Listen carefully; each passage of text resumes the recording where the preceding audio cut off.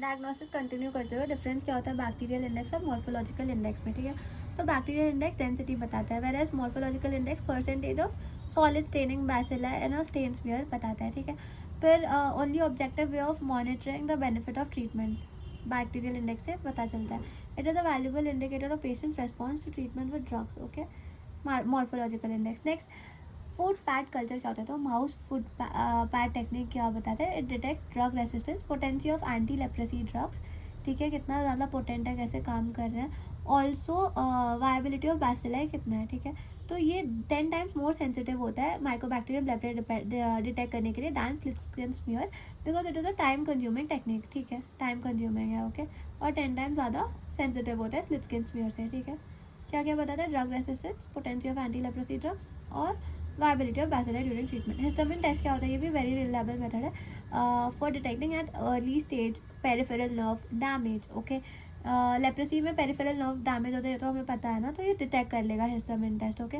तो food pad culture हो गया, हिस्टामिन टेस्ट हो गया, बायोप्सी देखता है। It all allows a more accurate classification of disease. It also gives information about the bacterial content of the skin, ठीक है।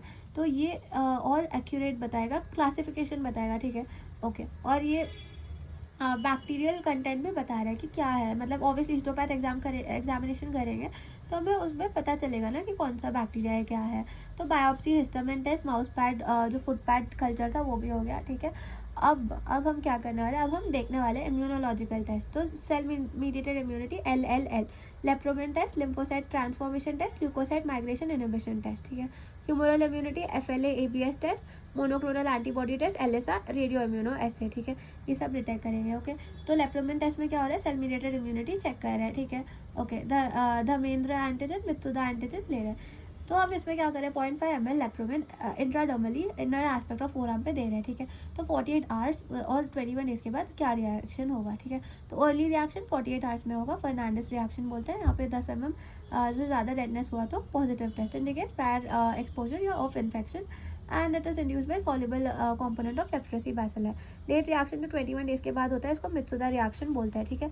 It is read at 21 days, nodule is more than 5 mm diameter is positive, ठीक है। अगर nodule दिख रहा है तो positive है, which is more than 5 mm, okay. Indicates cell mediated immunity induced by bacillary component of antigen BCG vaccination converted from negative to positive.